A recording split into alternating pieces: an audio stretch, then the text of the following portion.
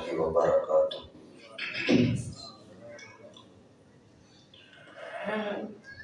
إن الحمد لله نحمده ونستعينه ونستغفره ونعوذ بالله من شرور أنفسنا ومن سيئات أعمالنا من يهده الله فلا مضل له ومن يضلله فلا هادي له وأشهد أن لا إله إلا الله وحده لا شريك له وأشهد أن محمدا عبده ورسوله أما بعد فإن خير الحديث كتاب الله وخير الهدي هدي محمد صلى الله عليه وسلم وشر الأمور محدثاتها وكل محدثة بدعة وكل بدعة ضلالة وكل ضلالة في النار.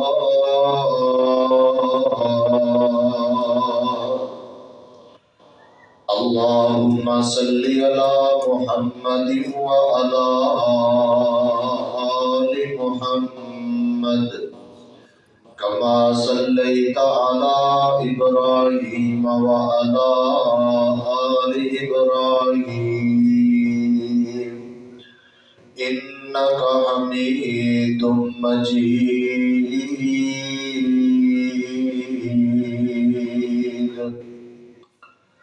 اللهم بارك على محمد وعلى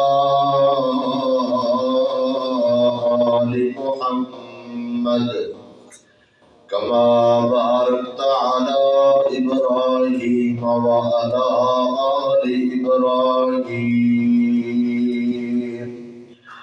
إنك حميد مجيد.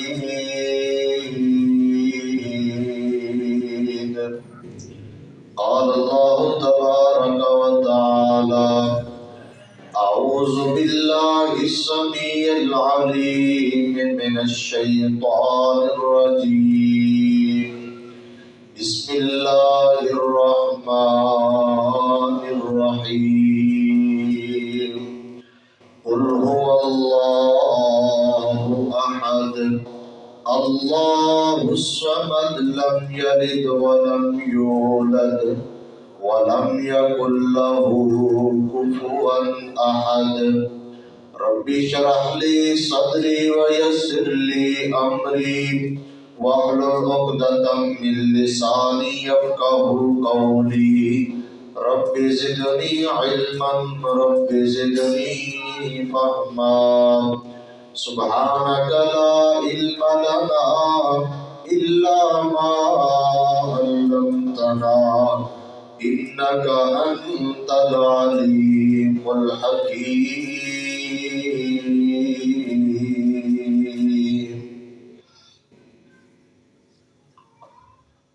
ہمہ قسم کی حمد و ثنا اللہ رب العالمین احکم الحاکمین کی ذات پاک کے لیے خاص ہے، جو اس کائنات کا خالق ہے، مالک ہے، داتا ہے، رازق ہے، وحدہ لا شریک ہے۔ وہ ہر قسم کی شراکت اولاد سے پاک ہے اور ہر قسم کے شرک سے مبرہ اور منزہ ہے۔ جائز اور مصنون درود و سلام امام الاولین والآخرین، پوری کائنات کے سردار پیغمبر امام الانبیاء جناب محمد رسول اللہ صلی اللہ علیہ وآلہ وسلم کی ذات گرامی پر ذی وقار معزز سامعین و سامعات، دسمبر کا مہینہ انگریزی سال کا آخری مہینہ ہوتا ہے۔ دسمبر کے مہینے کے آخر میں دو کام مسلمان ایسے کرتے ہیں جو شرعاً غلط ہیں، کسی طور پر بھی درست نہیں ہے اور بہت بڑا گناہ ہے۔ ایک کام یہ کرتے ہیں کہ وہ اللہ کی زمین پر اللہ کے دشمنوں کی حمایت کرتے ہیں، دشمنان اسلام، دشمنان مسلمان اور اللہ کے باغی اللہ رب العالمین کے اوپر بہت بڑا بہتان گھڑنے والی قوم عیسائیوں کے ساتھ ہمدردیوں کا اظہار کرتے ہیں۔ ایک زمین روئے زمین پر سب سے بڑے گناہ کے موقع پر ان کو مبارکباد دیتے ہیں، ان کے ساتھ مل کر بیٹھ کر کھانا کھانا، ان کی تقاریب میں شرکت کرنا اپنے لیے باعث فخر اور مسرت سمجھتے ہیں۔ یہ بہت بڑا گناہ ہے اور بہت بڑے گناہ کی حمایت ہے۔ دوسرا کام جو مسلمان عام طور پر ان ایام میں کرتے ہیں، نئے سال کی مبارکباد دیتے ہیں۔ جو انگریزی سال نیا شروع ہوتا ہے، اس موقع پر مبارکبادیں ایک دوسرے کو دیتے ہیں، کیک کاٹتے ہیں، مختلف قسم کی تقاریب منعقد کرتے ہیں۔ کچھ لوگ اس موقع پر عجیب و غریب قسم کے پھال لیتے ہیں،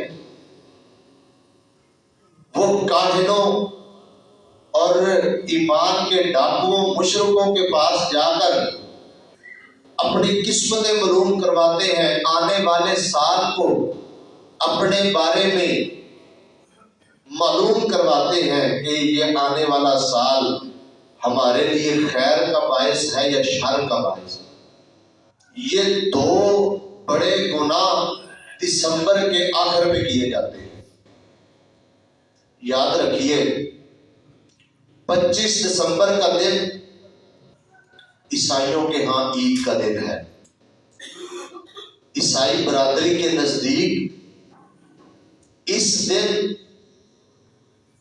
نعوذ باللہ اللہ رب العالمین کے ہاں بیٹا پیدا ہوا، اور اس دن وہ عید مناتے ہیں کرسمس کے نام سے، اور عیسائیوں کے عقیدے کے مطابق عیسیٰ علیہ السلام اللہ کے بیٹے ہیں، یہ ان کا عقیدہ ہے۔ نعوذ باللہ یہود کہتے تھے کہ عیسیٰ یوسف نجار کا بیٹا ہے، نعوذ باللہ وہ ایک بدکاری کے نتیجے میں پیدا ہوا ہے۔ اور عیسائی یہ عیسیٰ علیہ السلام کی محبت میں، عقیدت میں اس حد تک غلو کا شکار ہوئے کہ ان لوگوں نے عیسیٰ علیہ السلام کو اللہ کا بیٹا قرار دیا۔ اللہ کا بیٹا سمجھ لیا اور یہ کہتے ہیں نعوذ باللہ اللہ کے ہاں بیٹا پیدا ہوا، جبکہ اسلامی تعلیمات کے مطابق یہ عقیدہ انتہائی غلط عقیدہ ہے، یہ اللہ کی ذات پر بہت بڑا بہتان ہے، یہ اللہ رب العالمین پر بہت بڑا جھوٹ بولا گیا ہے۔ اللہ رب العالمین کو جو سب سے زیادہ اس ضروع زمین پر، اس کائنات کے اندر سب سے زیادہ ناپسندیدہ اور اللہ کے ہاں جو غیظ و غضب والا سب سے برا کام ہے، وہ اللہ رب العالمین کا کسی بندے کو، کسی حجر کو، کسی شجر کو، کسی زندے مردے کو اللہ کا شریک بنا دینا، اللہ رب العالمین کے ساتھ اللہ کا حصہ اور جز بنا دینا، یہ بہت بڑا ظلم ہے، جس کو قرآن مجید نے بھی ان الشرک لظلم عظیم کہا ہے۔ اس موقع پر ہم جہاں پر اس بات کا رد کرتے ہیں کہ اللہ کے ہاں کوئی اولاد پیدا نہیں ہوئی، اللہ تعالیٰ بیوی سے، اولاد سے، یہ بشری ضروریات سے مبرہ منزہ ہے، اللہ رب العالمین ان تمام چیزوں سے پاک ہے، اور اللہ تعالیٰ نہ خود کسی سے پیدا ہوا ہے نہ اس سے کوئی پیدا ہوا ہے۔ قرآن مجید کے اندر اللہ رب العالمین نے بڑے واضح لفظوں کے اندر اس عقیدے کو بیان کیا ہے، اور یاد رکھیں اسلام اقلیتوں کو ان کی عبادتوں سے نہیں روکتا۔ ہمارے ملک کے اندر آئین اور قانون کے مطابق اقلیتوں کو، غیر مسلموں کو، وہ عیسائی ہوں، ہندو ہوں، وہ کسی بھی مذہب سے تعلق رکھتے ہوں، اسلام اور ہمارے ملک کا جو آئین ہے وہ کسی طور پر بھی ان کو ان کی عبادت سے نہیں روکتا، ان کو مکمل طور پر اپنی عبادت کرنے کی اجازت ہے، مکمل طور پر وہ اس معاملے کے اندر آزاد ہیں، لیکن ان کی عبادات کو، ان کی خاص مواقع کو، ان کی عیدوں کو، ان کی خوشیوں کے دن ان کے اندر شرکت کرنا، ان کی حوصلہ افزائی کرنا، ان کو اپریشیٹ کرنا اور ان کے ساتھ ہمدردی کا اظہار کرنا، اور اس بات کو بین المذاہب ہم آہنگی کا نام دینا، یہ بہت بڑا ظلم ہے، یہ بہت بڑا گناہ ہے کہ بین المذاہب ہم آہنگی کے نام سے ان کی تقریبوں میں شرکت کی جائے اور ان کو جو ہے نا وہ ان کی حوصلہ افزائی کی جائے اور ان کو جو ہے نا شاباش دی جائے اس مسئلے پر کہ تم نے بہت اچھا کام کیا۔ یہ بہت بڑا ظلم اور کبیرہ گناہ ہے۔ اس گناہ کے اندر کوئی سیاسی ملوث ہے، وہ بھی کبیرہ گناہ کا مرتکب ہے، اس میں کوئی مولوی، درباری، ملا وہ شریک ہے، وہ بھی کبیرہ گناہ کا مرتکب ہے، کوئی عام مسلمان شریک ہے، وہ بھی کبیرہ گناہ کا مرتکب ہے، وہ بھی اس ظلم کے ساتھ شریک ہے، برابر کا شریک ہے، اور جو بندہ ان کو مبارکباد دیتا ہے وہ بھی اس گناہ کے اندر شریک ہے، وہ بھی ان کے عقیدے کو سپورٹ کر رہا ہے اور ان کے عقیدے کا پرچار کر رہا ہے۔ تو ایسے نام نہاد مسلمان نہ بنیے جو نام کے مسلمان ہو اور ان کے کام یہود و نصارہ والے ہوں۔ اللہ کے پیغمبر جناب محمد رسول اللہ صلی اللہ علیہ وسلم نے ساری زندگی ان لوگوں کی مخالفت کی ہے، اپنے صحابہ کو حکم دیا ہر موڑ پر ان کی مخالفت کرنی ہے، ہر موقع پر ان کی مخالفت کرنی ہے، اور ہم اس موقع پر قطعاً عیسائی برادری کو کسی قسم کا نرم یا لیپ و لپٹا پیغام بالکل نہیں دیتے. ہم بالکل واضح اور دو ٹوک لفظوں میں کہتے ہیں کہ ہم تمہارے اس کفر و شرک کو بہت بڑا گناہ سمجھتے ہیں اور اس کو ہم کبھی بھی مسلمان ہونے کے ناطے سے اس کو سپورٹ نہیں کر سکتے، اور نہ ہم تمہارے اس گناہ کے کام میں شرکت کر سکتے ہیں. ایک مسلمان کا یہ عقیدہ ہونا چاہیے، ایک مسلمان کے یہ جذبات ہونے چاہیے.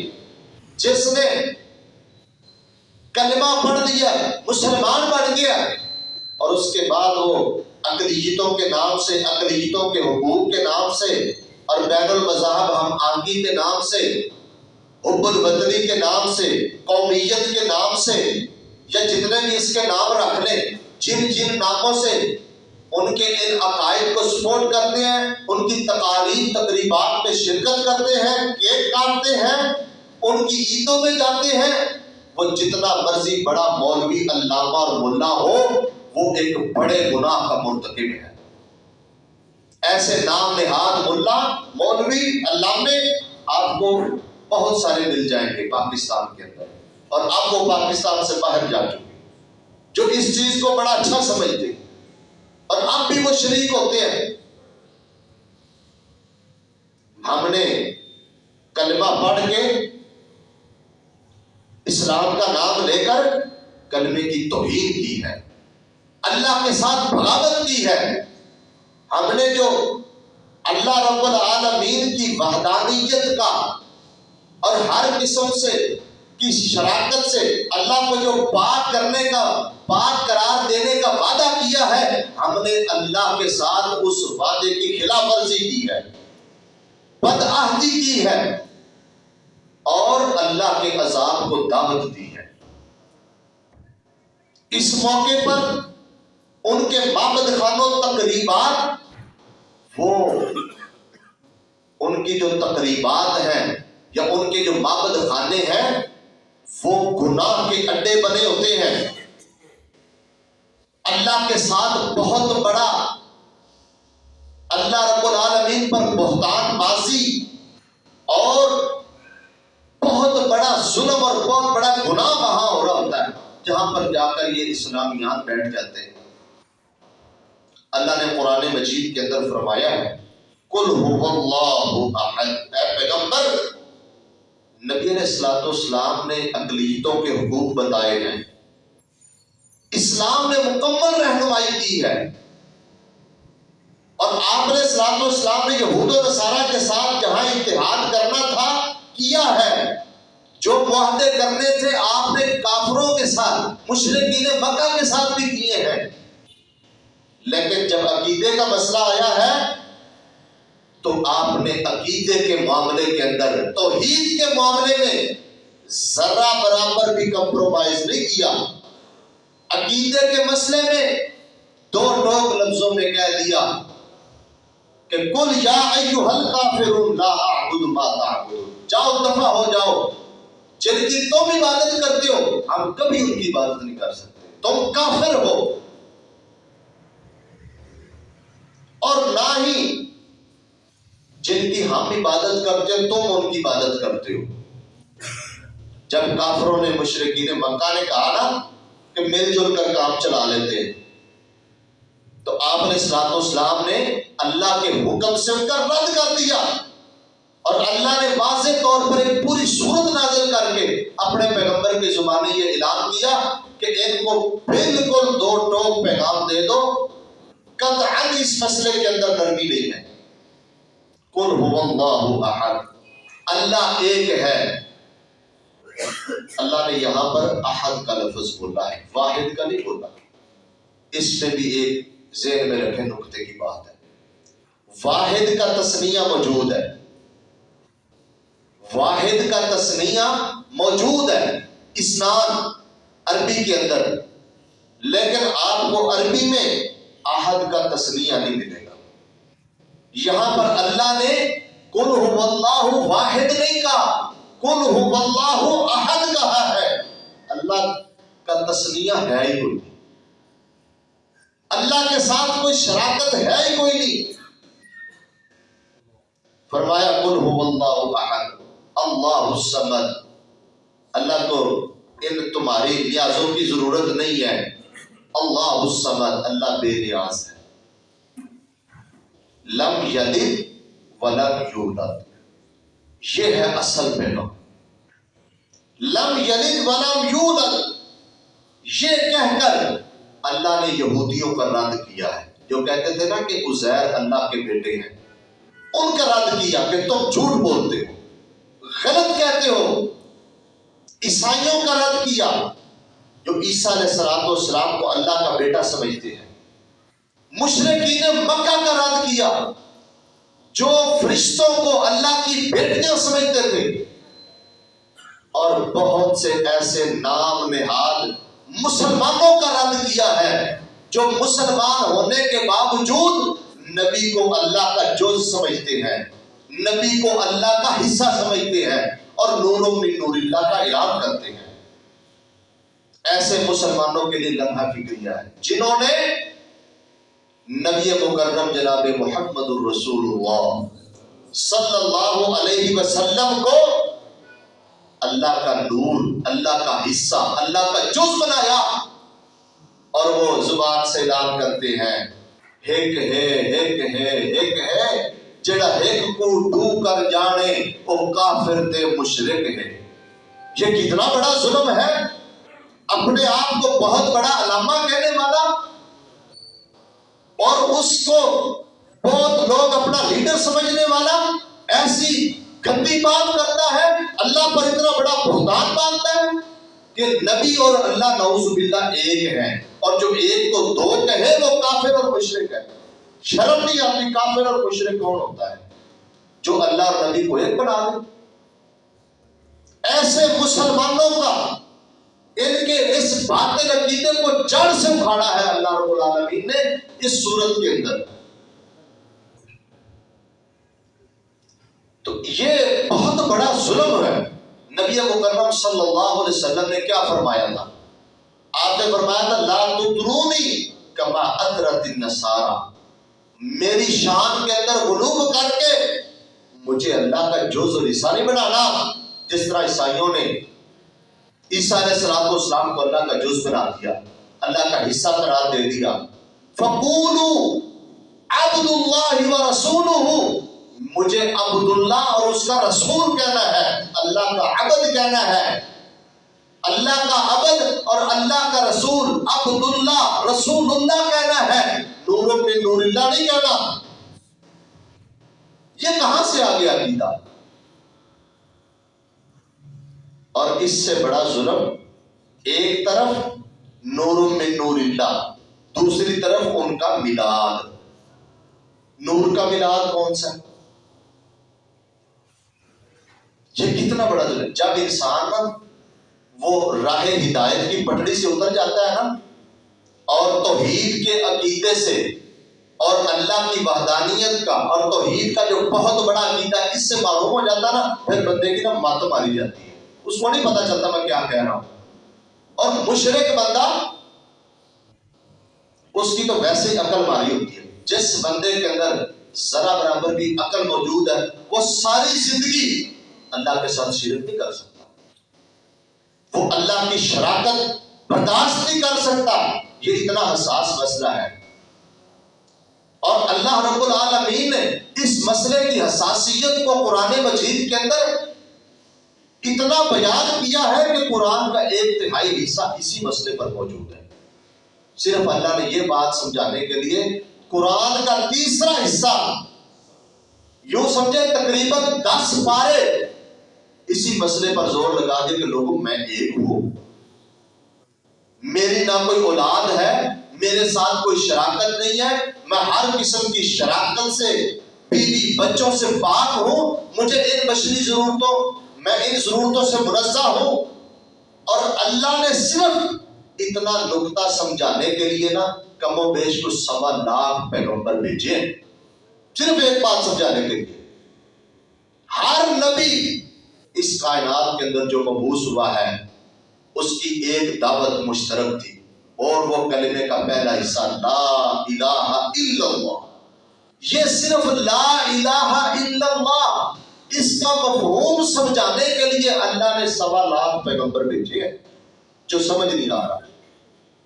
اور نبی مکرم صلی اللہ علیہ وسلم کے جانے کے بعد صحابہ، تابعین، تبع تابعین، محدثین، ائمہ کرام، امت کے علماء اسی مسئلے کو سمجھا رہے ہیں۔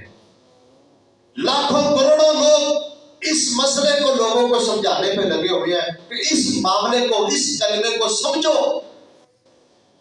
اس کے تقاضوں کو سمجھو۔ اگر اللہ تعالیٰ ایک نبی کو بھیج کر بھی، ایک بندے کو بھیج کر صرف یہ پیغام پہنچا دیتا دنیا تک کہ لا الہ الا اللہ، بس اتنا ہی کافی تھا، لوگوں کے لیے ضروری تھا، واجب تھا، فرض تھا کہ وہ ایمان لاتے، بس بات ختم۔ لیکن اللہ رب العالمین نے ایک کلمہ سمجھانے کے لیے اتنا لمبا چوڑا سلسلہ انبیاء کرام کا جاری کیا گیا، اور ہر نبی نے آ کر سب سے پہلے جو دعوت دی وہ یہی دی کہ لوگوں، اللہ ہر قسم کی شراکت سے پاک ہے۔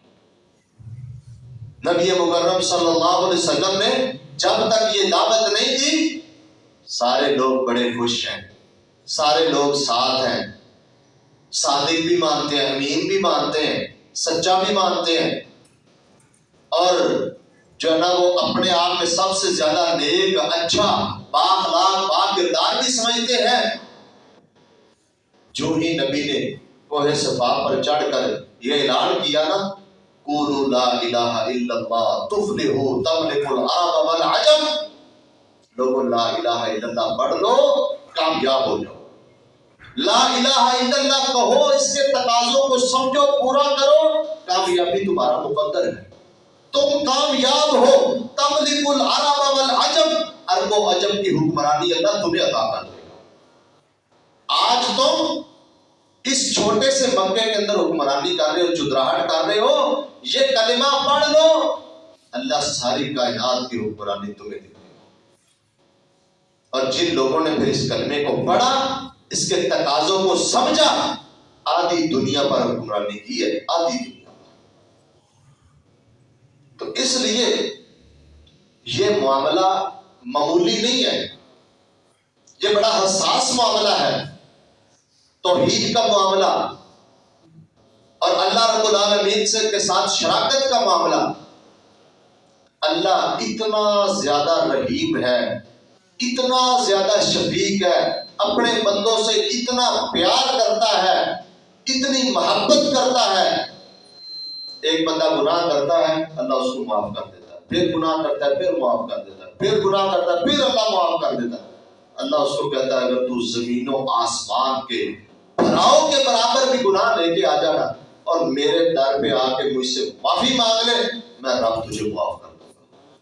یہ اللہ رب العالمین کی اپنے ایک بندے کے ساتھ محبت ہے، شفقت ہے۔ لیکن اپنی شراکت کا جب معاملہ آیا نا، اللہ نے پکا فیصلہ سنا دیا کہ مشرک بندے کو جس نے میری شراکت کا جو قائل ہو گیا، فائل ہو گیا، میں نے اس بندے کو معاف ہی نہیں کرنا، معاف نہیں کرنا۔ یہی تک نہیں، کسی بندے نے مجھ سے اس کی معافی کا سوال بھی نہیں کرنا، کسی بندے نے میرے سامنے اس بندے کی سفارش بھی نہیں کرنی، کیونکہ یہ میرا پکا فیصلہ، اٹل فیصلہ، اس میں کوئی تبدیلی نہیں ہے کہ جس نے اللہ کے ساتھ شراکت داری کی، شراکت کا قائل ہوا، اللہ نے اس بندے کو معاف نہیں کرنا، بغیر توبہ کے اسی طرح مر گیا، مشرک مر گیا، اللہ نے اس کو معاف نہیں کرنا، یہ اللہ کا پکا فیصلہ ہے۔ اور اس بندے کے لیے استغفار کرنا بھی گناہ ہے، حالانکہ اللہ تعالیٰ اپنے بندے سے اتنا پیار کرتے ہیں۔ لیکن یہ معاملہ بڑا، اس لیے میرے بھائیو، ہم مسلمان ہیں، ہم نے کلمہ پڑھا ہے، ہمارا جو دو قومی نظریہ ہے نا اللہ نے، وہ اس سورت کافرون کے اندر اللہ نے بیان کیا ہے۔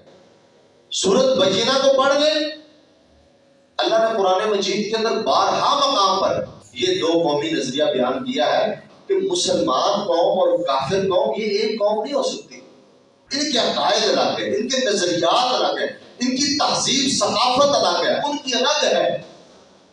مسلمانوں کی تہذیب اور ہے اور ایسے لوگوں کی تہذیب اور ہے.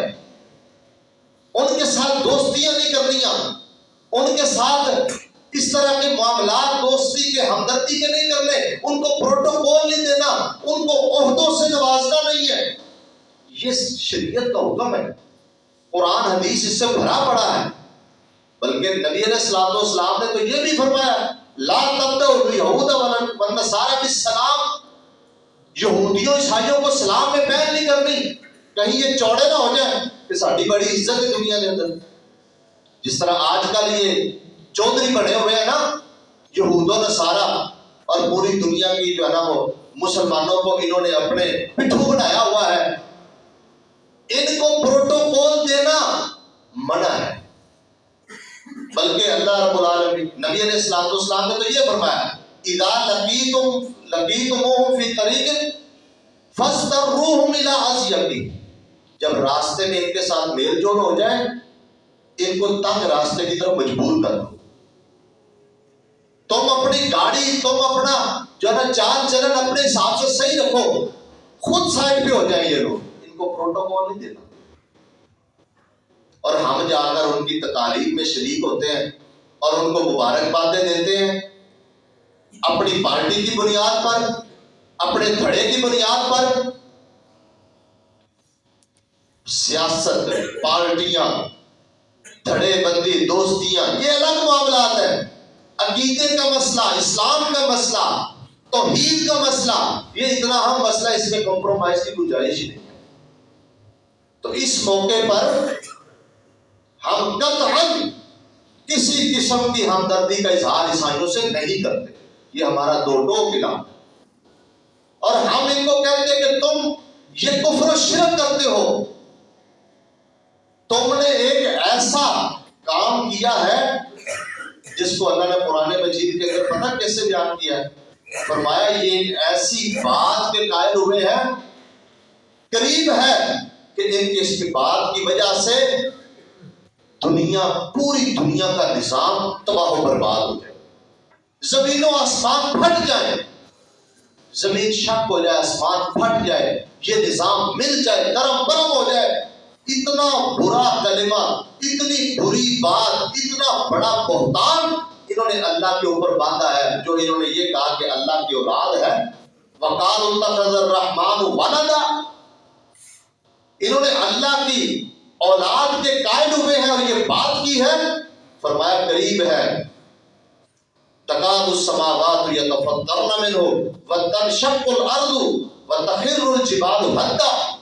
فرمایا اتنی بڑی بات کی ہے کہ اس کلمے کے عوض میں اللہ کو اتنا غصہ آتا ہے کہ اللہ پوری کائنات کا نظام ہی تباہ و برباد کر دے. اتنا برا یہ کلمہ زبان سے بولتے ہیں اور اتنے یہ برے جو ہے نا وہ اتنے بڑے گناہ کے مرتکب ہوتے ہیں کہ اللہ اس زمین و آسمان کے نظام کو تباہ و برباد کر دیتے ہیں. یہ اللہ کی شفقت ہے، اس کی مہربانی. آپ اندازہ کریں جب ہم ایسے لوگوں کو بینر چھپوا کر مبارکبادیں دیتے ہیں اپنی پارٹیاں مضبوط کرنے کے لیے، دھڑے مضبوط کرنے کے لیے، ایمان کا بیڑا غرق ہو جاتا ہے. ایک مسلمان، اس کے پاس سب سے بڑی نعمت اور سب سے قیمتی چیز اس کا ایمان ہے.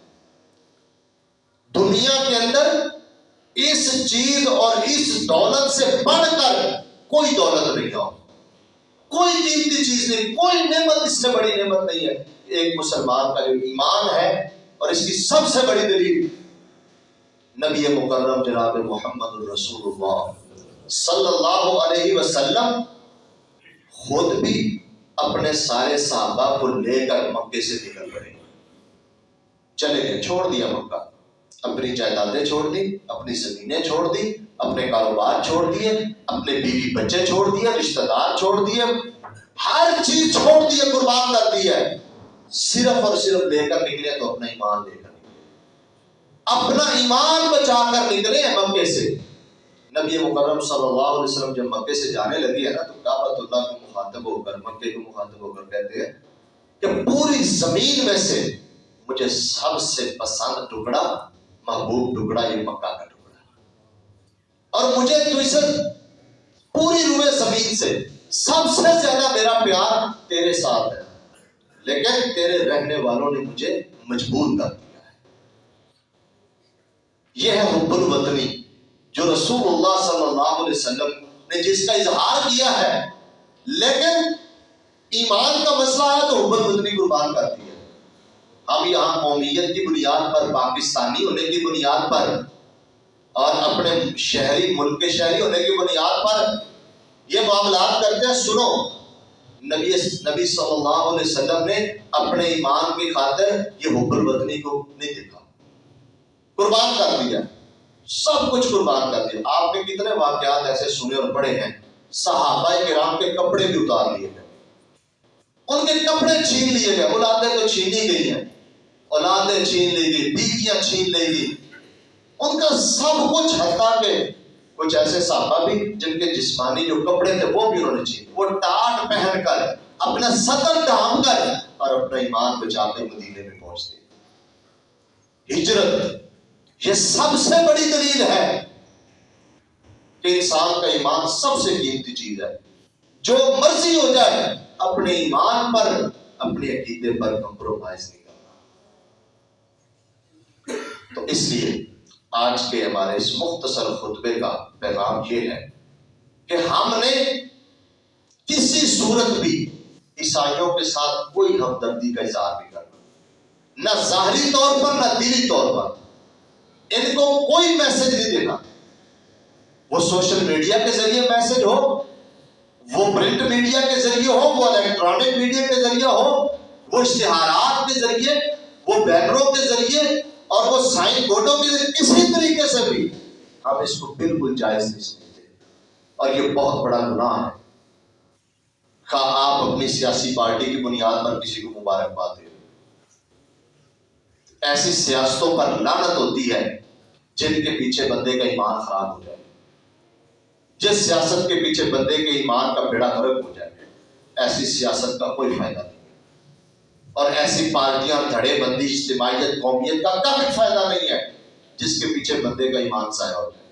اپنے ایمان کی حفاظت کریں، یہ آپ کے پاس اللہ کی دی ہوئی سب سے بڑی نعمت ہے، سب سے زیادہ قیمتی چیز ہے، اس کی حفاظت کیجیے، ایمان ضائع نہ ہو جائے، اور کہیں یہ نہ ہو کہ ہم اس بہت بڑے ظلم و ستم والے کام کے اندر کسی طریقے سے بھی شریک ہو جائیں اور اللہ کے باغی بن جائیں، یہ ہمیں بالکل گوارا نہیں ہے۔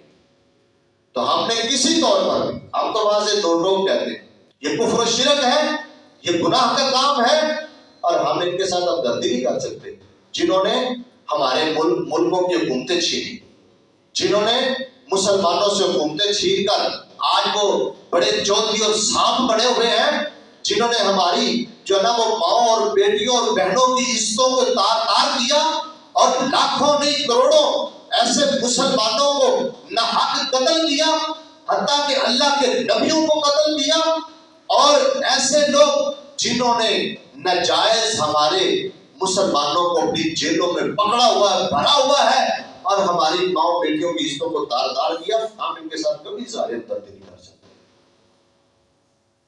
اللہ تعالیٰ ہمیں سمجھنے کی توفیق عطا فرمائے، اللہ تعالیٰ ساری زندگی اپنے ایمان کی حفاظت کی توفیق عطا فرمائے، اللہ ہمارے ایمان کو قائم رکھے، اور ہمیں اللہ تعالیٰ اس پر استقامت نصیب فرمائے۔ وآخر دعوانا